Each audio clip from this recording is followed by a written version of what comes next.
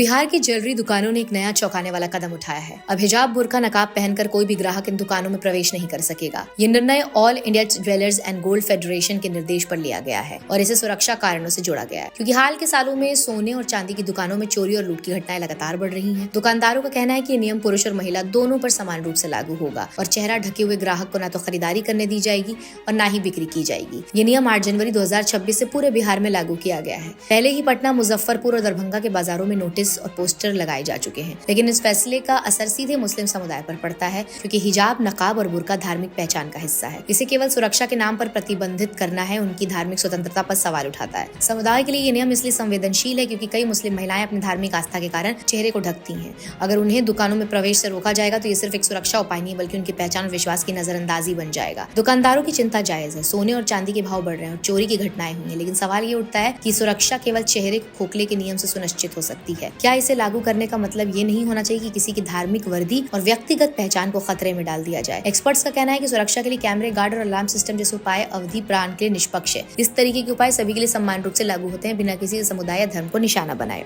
राजनीतिक और सामाजिक विश्लेषकों का कहना है कि ये कदम सभी समुदाय के लिए चुनौतीपूर्ण है, लेकिन मुस्लिम समुदाय के लिए विशेष रूप से संवेदनशील है क्योंकि हिजाब और नकाब उनकी धार्मिक आस्था का हिस्सा है। इस फैसले ने समुदाय में सुरक्षा और भय की भावना पैदा की है। कई लोग इसे धार्मिक आजादी और नागरिक अधिकारों का सवाल मान रहे हैं। बिहार के लोग भी ऐसी नीतियां देखने को मिली है। झांसी, मथुरा और अमेठी में दुकानदारों ने फेस कवरिंग पर रोक लगाई है और इस फैसले का सुरक्षा के नाम पर उचित ठहराया गया, लेकिन मानवता और न्याय का नजरिया ये कहता है कि सुरक्षा के बिना किसी भी धार्मिक पहचान और अधिकारों को प्रभावित नहीं किया जाना चाहिए। ये मामला सुरक्षा और धार्मिक स्वतंत्रता के बीच संतुलन का है। दुकानदार चोरी और लूट से डरते हैं, ग्राहक अपनी धार्मिक पहचान बनाए रखना चाहते हैं। दोनों की चिंता जायज है, लेकिन किसी भी धार्मिक पहचान और व्यक्तिगत आजादी को खतरे में डालना समाज में डर और सुरक्षा को फैलाता है। बिहार की ये नीति मुस्लिम समुदाय और अन्य धार्मिक समुदायों के लिए चेतावनी भी है कि सुरक्षा के नाम पर अधिकारों को सीमित किया जा सकता है। ये फैसला हमें सोचने पर मजबूर करता है कि क्या सुरक्षा केवल डर के आधार पर तय की जा सकती है या इसे सम्मान, संवेदनशील और मानव अधिकारों के साथ लागू करना चाहिए, क्योंकि असली सुरक्षा वही है जो सभी को आजादी और सम्मान को बचाए, न कि केवल चेहरे दिखाने का नियम लागू कर डर पैदा करे।